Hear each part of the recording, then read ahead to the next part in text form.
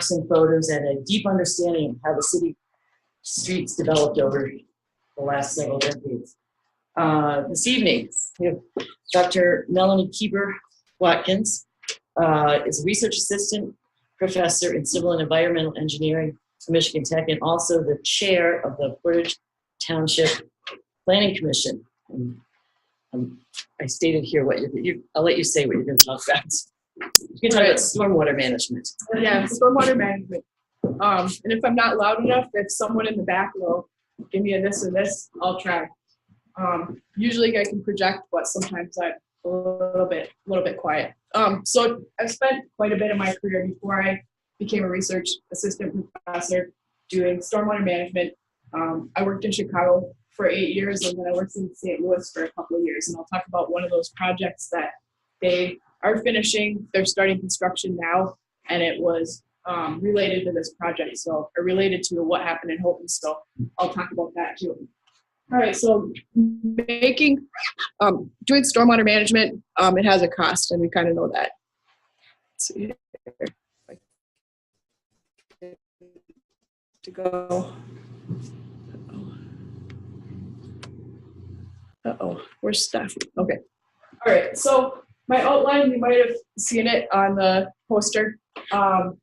Just going to talk basically about introduction and review maybe a few things that we've heard in the last few talks. Stormwater storage is a big thing, and it's kind of the basic way about how engineers try to mitigate damages. And then I'll look at the actual engineering designs for those measures. I'll talk a little bit about what's happening in Houghton, our local stormwater management ordinance. And then I mentioned that I did work in Missouri, in St. Louis. City of St. Charles is a suburb of St. Louis, and that's where the project is that I worked on. So, cooperating with me here. Okay, so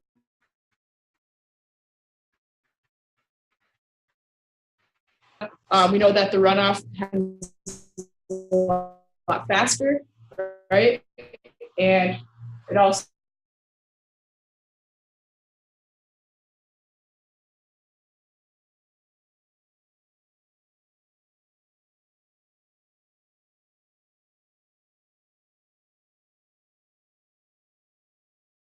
it's the second leading cause of water pollution, the first being agricultural pollution that causes water pollution. So, all right, so I just have a little picture here. And again, just to show us kind of the differences, what happens. For example, if you have an acre of pavement, that produces about the same amount of runoff as several acres of farmland, or not farmland, but maybe like forest land. So you can kind of tell the difference with that. Whoa, this is going really fast. All right, and so I just have a picture to recap. I know Veronica showed this, but I just want to remind you about the development that we did in Houghton over time, and again, how much more runoff we've created with our impervious area than our actually forested area. All right, and now to talk a little bit about engineering and how we manage the runoff.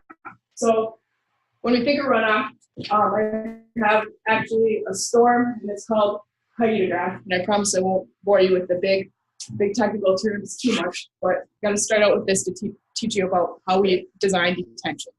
So our storm hydrograph is up in the top, and it's actually rainfall inches over time. And with that, we end up calculating a volume of runoff over time. And that's for a given storm event. It can be a 100-year event, a 50-year event. It could just be a rainfall event that we had in Houghton at some time. So we have to, if we're going to make detention, we have to decide what we're going to plan for. So it can be any of those things. And when I talk about the Stormwater Management Ordinance, you'll see they specified different events that they want storage for. All right, so calculate the runoff for a given storm event. And as I told you before, pre-development, post-development. So you can see the big area under the curve would be the difference between when we have an impervious surface versus a non-impervious surface. So if the discharge is volume per second versus time, you can see that we can get a volume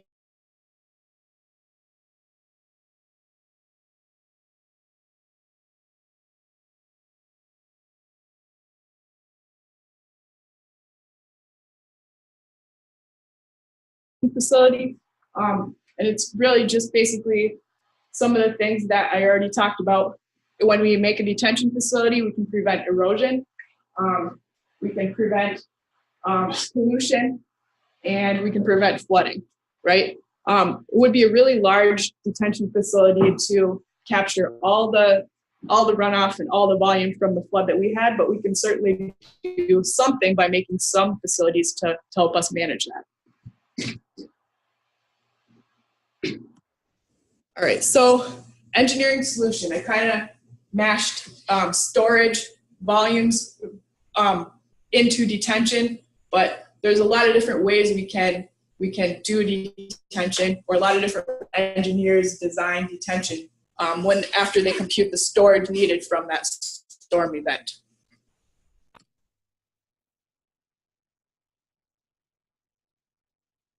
Excess runoff volume and reducing peak discharge downstream. So that's the goal of a detention facility.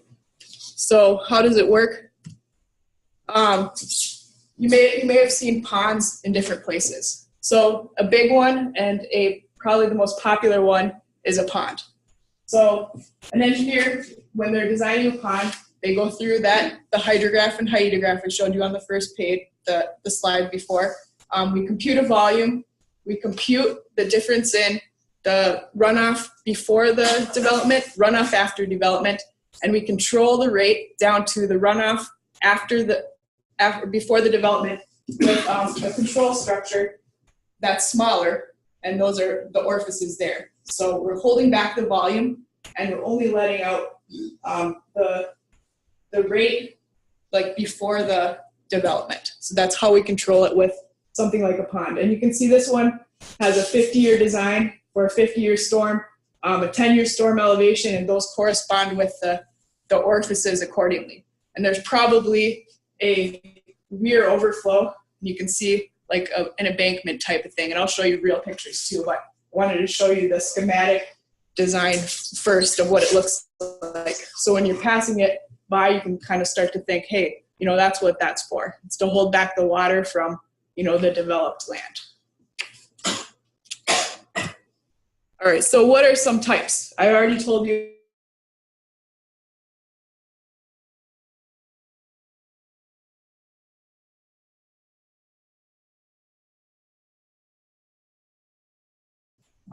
There's also inline tanks and storm sewers that you might not even see. They're underground detention, like when space is at a premium.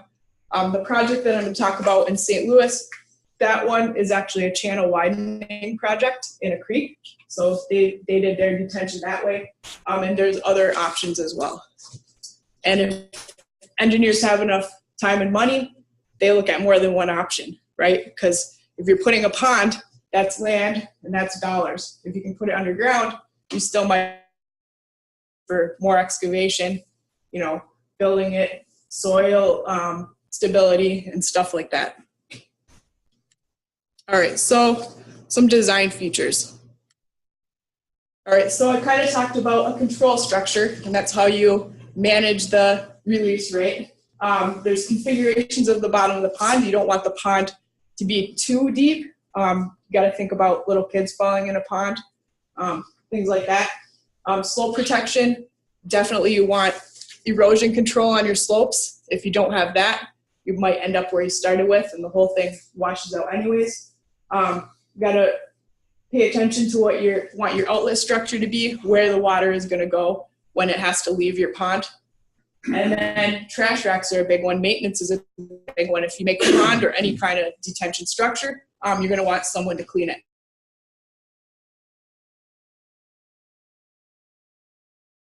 Costs money and time, and a lot of times we don't think about that when we're building a pond.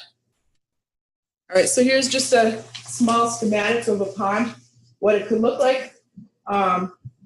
Again, the weir structure, there's an overflow there. A few things you can do with ponds is you can clean the water. And you can see this one has some sort of treatment volume, which means that in that structure, over on the side there, they might have some kind of filters that they're treating what's called the first flush volume. And that's the first set of runoff that comes off the pavement. That stuff's dirty. It has oil in it, maybe debris, and you can design your pond to catch that stuff. And in fact, the Wetland Ordinance mandates that when you're building a pond, that you catch that. Also, you can catch sediments in the bottom. And this is kind of, like I said, the kind of two things where maintenance comes into play, right? So just a simple pond configuration. And here's what it might look like if you built one. Inlet from the parking lot, maybe there's filters inside, maybe they're catching the debris, catching the first flush, and then it goes out into the middle there, and then out the outlet. There's a release structure in the outlet, and I'll show you that one in more detail. So control structure, what it might look like.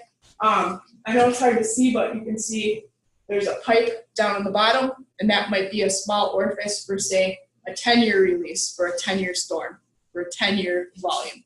The overflow might be for a 50-year storm. So the whole pond might be for a 50-year volume. So again, I'm just making it up so that you can see I put 2 and 100 there. It just depends on the actual desired design of the pond. And then here's a bigger type pond. There's different types. There's retention, detention, and then again, it depends if you need a wet bottom pond. It might always be full. You might need an aerator in the top of the pond. So again, it basically depends upon the design. And here's just an example of an overflow weir. So that might be a 100-year overflow. So they might let the 100-year bypass. Could be a 500-year overflow. They could let the 500-year detain for the 500 or let it out. You can see in this picture there's a lot of erosion in the back, which means to me they probably had a big flood and it caused all that erosion in the back. But in the front, they are protecting the other side of the overflow. So erosion protection can get kind of expensive. This is a huge contractor, but there's other things you can do. You can put rocks down, and we call those riprap, larger size rocks to prevent erosion. So there's a lot of things we can do. And then here's what an outlet structure might look like when it's detaining the whole volume of the water, right? This could be 50-year volume that it's detaining. When it gets a little higher, then it's going to let the 50-year release rate out. So again, it depends on the storm that you have. There's a few ponds in the area. Cemetery Road has a big pond. I know when they paved that, they put in a big pond. If you're, I think, going to the east, it's on your right-hand side. Tech put up a new just after that, so you can see it. There's a control structure in the bottom of there. Also, the new MTU football field parking lot, we're starting to do it. Unfortunately, maybe we don't have enough ponds. At least I kind of don't think so. Coming from Chicago and St. Louis, there's a lot more ponds. But I'll tell you what, when Chicago started settling, they didn't think about ponds until they flooded a lot either, just from some of the history that I know from the Chicago area. So there's one other pond that I know of that's going in. OHM is helping a developer do development behind the high school, and they're putting in a pond there. They're not finished with that area, but they are putting the pond in. So people are starting to think about it, and it's actually nice to know that some of the places up on top of the hill are starting to put ponds in. And then here's a couple of examples of inline tanks. I do know that AutoZone has a tank underneath the ground because, as far as I know, MDOT, Highway, MDOT Storm Sewer didn't want them to release over their specified release rate into their sewer. So I believe they have a detention tank underneath their area there. And so again, just another example, you can kind of see what one looks like for real instead of just the cartoon. And then there's also bioretention, and people are really, really excited about this. I think around here, I've heard a lot about it, and people want to do this. I think infiltration is a good idea, but you have to be mindful basically of the infiltration rate. And I'll talk more about that on the next slide. But it comes with the fact that we need to figure out what our soil infiltration rate is, how much is going to be able to go into the subsurface. Typical soil, and I got this from, I think, Minnesota DOT. Typical soil allows an infiltration rate from 0.06 to 1.6 inches per hour. And now I have the Father's Day storm rainfall greater than 2 inches per hour. So we have to be, if we want to do these kind of ponds, we have to be mindful of what the infiltration rate might be. A lot of times people, if they want to design these, send a sample to an engineer to figure out what exactly the infiltration rate is, and then how big their pond has to be accordingly. And you may just have to decide that you need some detention along with the infiltration type pond, I guess. So, and again, depends on where the level of, what do you want to call it? Where the water level is in the soil. Because you might have a soil that has a great infiltration rate, but if your ground is already saturated, it's not going to let the water go down anyways. So there's a lot of things that go into infiltration pond design. And you can see here some other examples of that, impervious pavers or pervious pavers. So those types of things can also cover up detention ponds, and they can let the water through, but those also have to be maintained, i.e. the spaces between the impervious pavers needs to be cleaned and vacuumed out. Otherwise, you won't get any water in your pond if your pond is below. And then some other things. I spent some time in Baton Rouge, and I'll tell you what, their storm channels are huge. They have huge concrete channels to catch all the rainfall. When I first got there in January, I couldn't believe the size of their storm channels because they were as tall as me. And then I saw it rain, and then I saw those storm channels fill up, and I was like, wow, like that's one of their forms of detention is their storm channels. And that one I think is kind of nice because it's actually a grass channel. And again, that can be used for storage. Sometimes there might be a control structure at the end, and it holds the water until it's ready to be released out after the storm, right? And again, there's the concrete channel there. It's huge. And then I just have a few pictures of bioretention and some of the nice things that you can do with plants. A lot of times people want to put native plants, make a nice habitat for birds. Ponds can be good places, I guess, for certain types of fish, waterfowl. Not a birder myself, but if you are, then you might think about that. When engineers are doing a detention facility, they try to be mindful of the citizens and planning for habitats for things. That's really the best way to do it.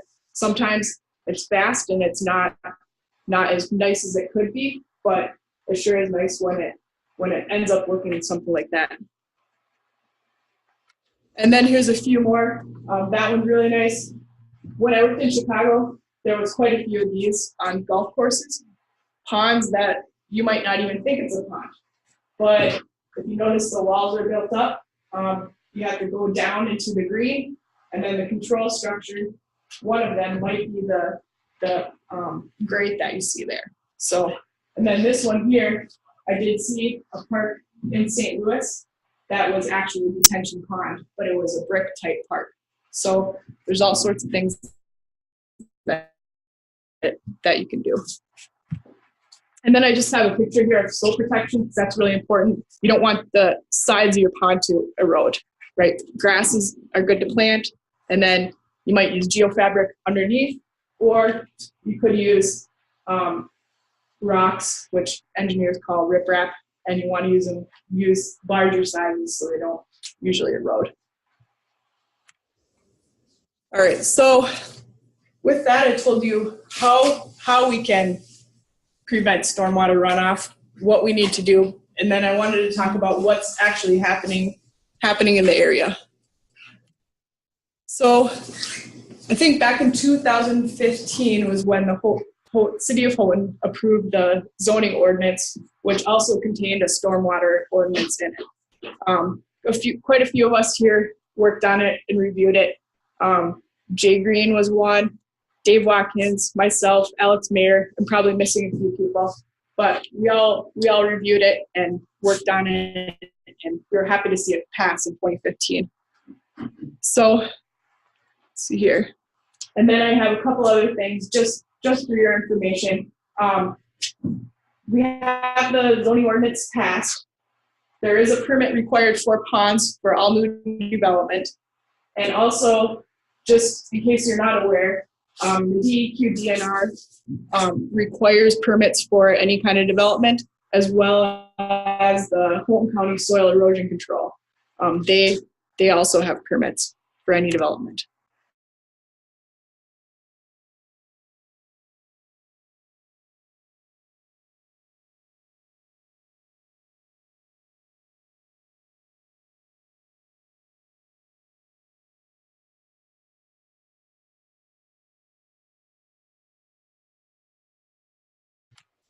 I just added a few highlights of the stormwater ordinance here for you to see. So they require for development that the ponds be designed for 2, 25, 50, and 100-year release rates. And again, since this was only enacted in 2015, this is a new thing requiring, or in the past, as far as I can tell. And they require that these permits be obtained. So you need to have all your basically plans in, all your calculations approved, and everything basically has to be done by an engineer to get this permit approved. So it is happening now. And then they do require that the first flush, and that's a good thing. Less pollution, but again, we hadn't done it since 2015 when it started.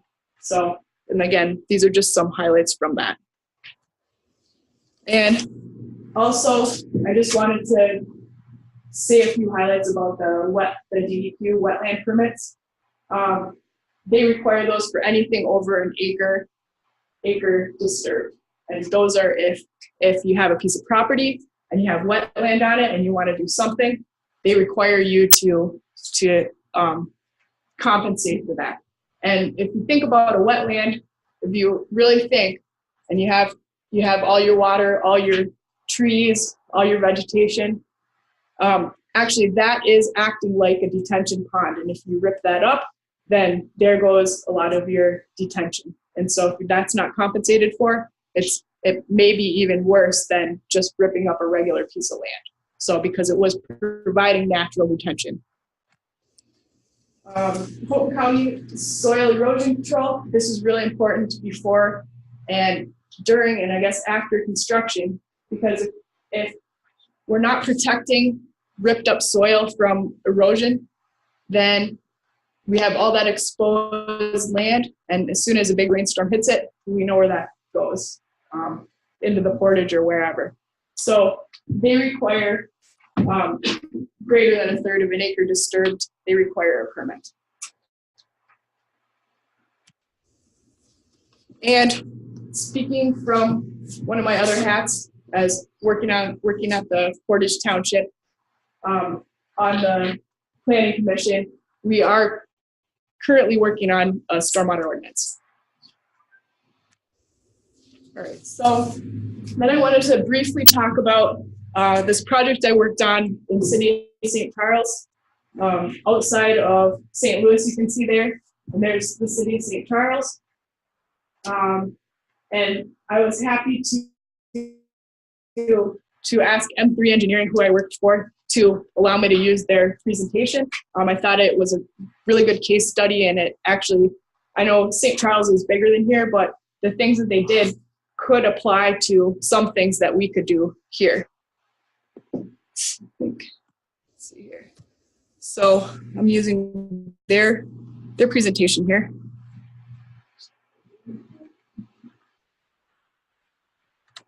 All right. So thanks again to M3. They might be out there listening. That would be great. I worked for Mark Eshelman and a couple others there. And also thanks to Kevin Corwin. I think he's from AM, PM surveying. So flood mitigation. So when I worked for M3 on this project, it was right at the beginning. It was at the start. And I went out in about 100-degree weather, 100% humidity, and looked at about 50 houses that flooded.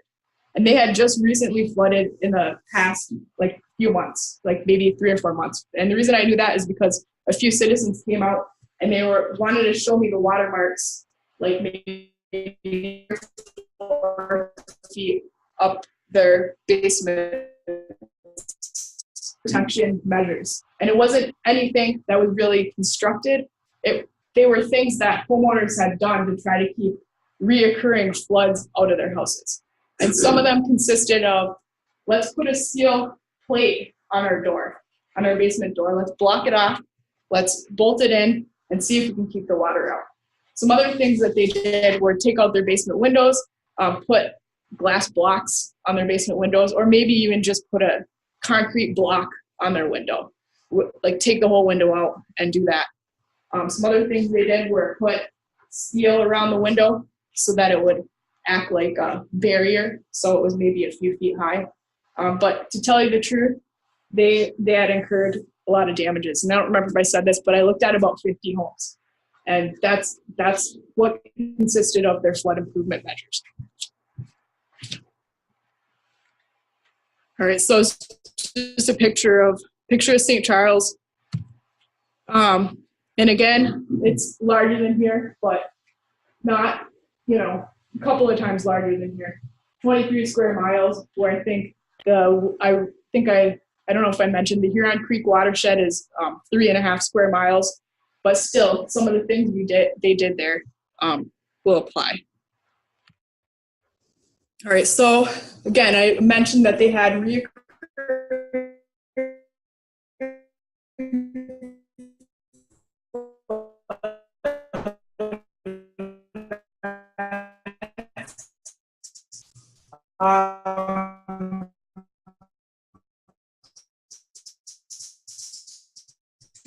integrity. We're looking at what they could do to, I guess, update their stormwater management. How could they mitigate or reduce the severity of their flood problems? They're looking at the stream stabilization and also water quality. And here's just a few facts about St. Charles. And the watershed that I actually worked on and the watershed that I went to was the Coal Creek watershed. That's where I looked at the 50 homes. So, and then, like I said, I looked at all that stuff they did. So they were thinking of going to a more regional plan than all those micro fixes, right? So what M3 was really hired to do was help to identify the appropriate fixes for the level of funding that they had. And let's see.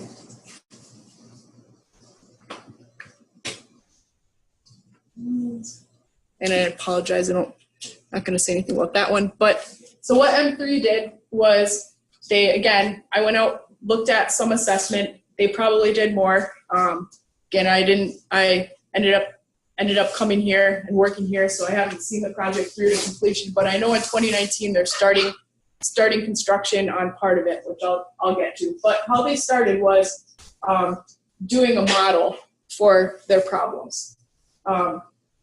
They used Army Corps engineer approach, HEC-RAS, to model the channels. They used XP Swim, which is a stormwater modeling approach, or a storm sewer modeling approach, and went about it that way, I guess you could say, the engineering way, to actually figure out where the flooding was caused and then model like where it was occurring.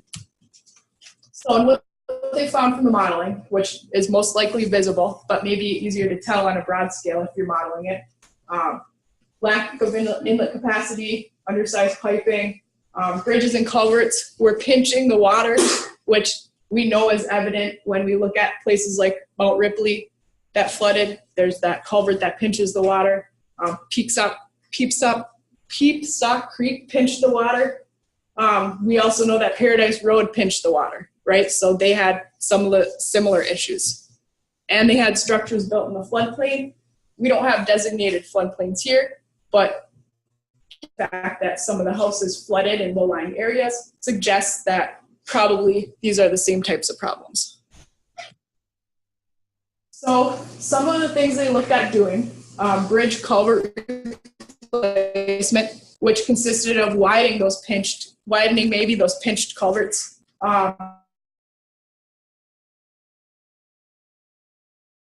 Maybe we don't have enough room to put little ponds everywhere, but maybe we can put a big facility to catch a lot of water somewhere.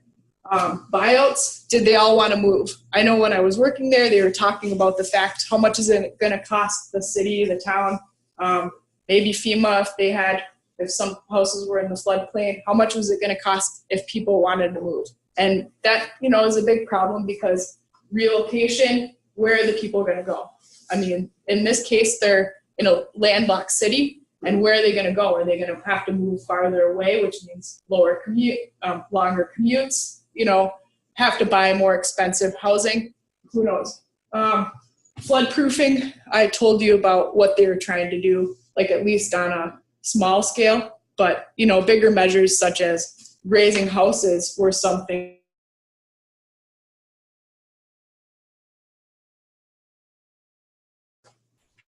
What they did was they formed a depth damage table.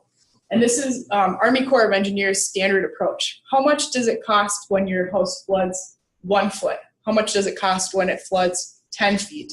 So that's kind of how they looked at it over how many houses were in that area. And you can see here, what they ended up doing was a damage versus depth curve.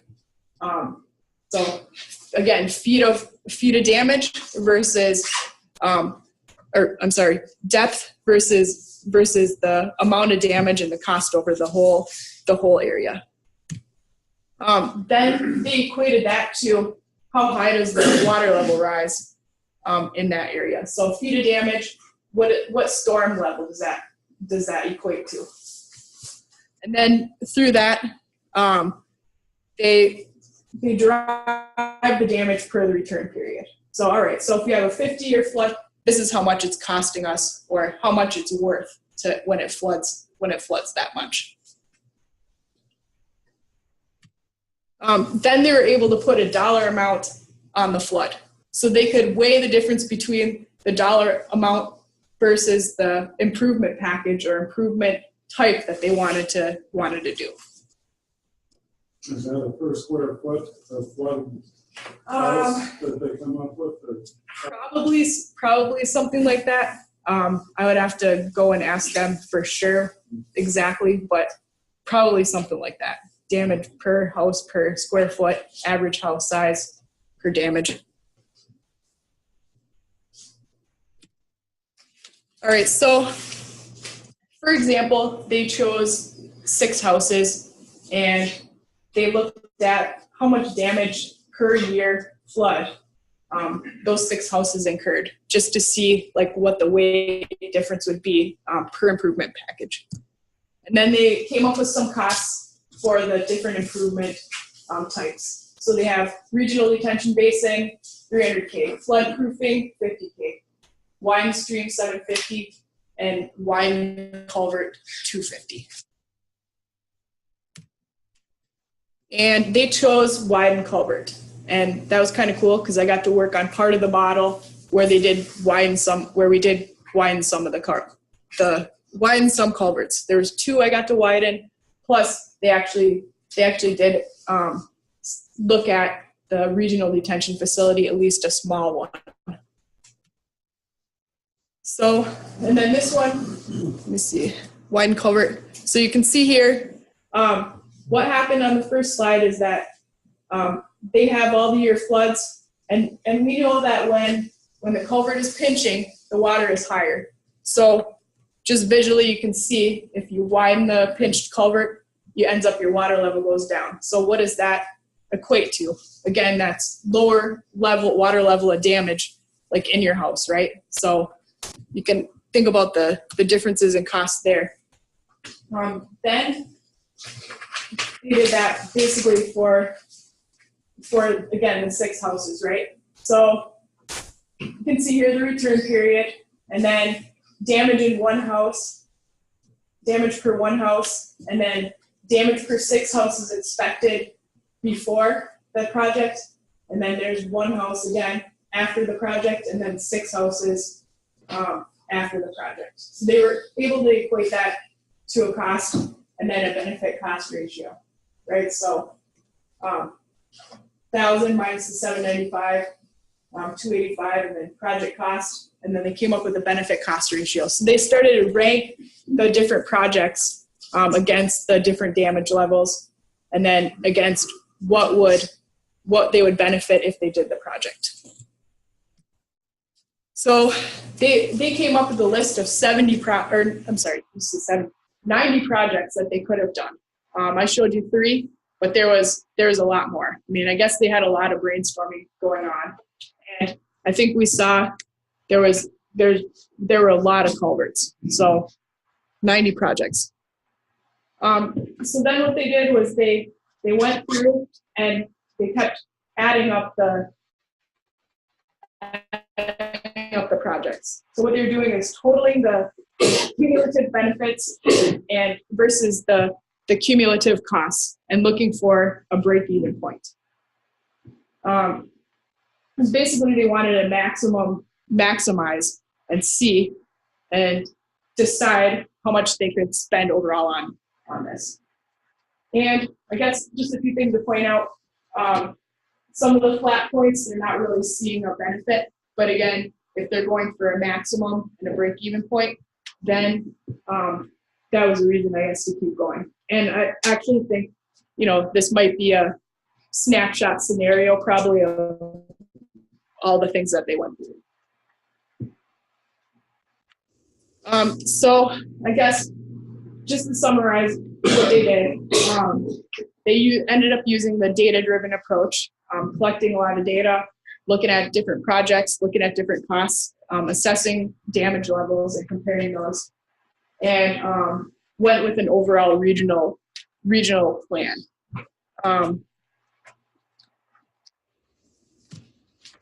So I think I have.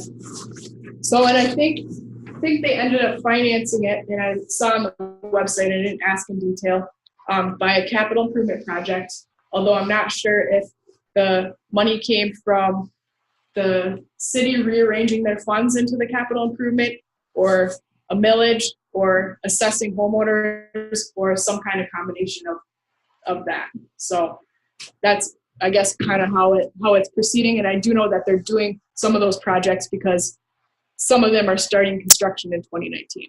So that's good news for them. So that ends my talk. Thanks. I hope I didn't go over. I didn't. And I will take any questions.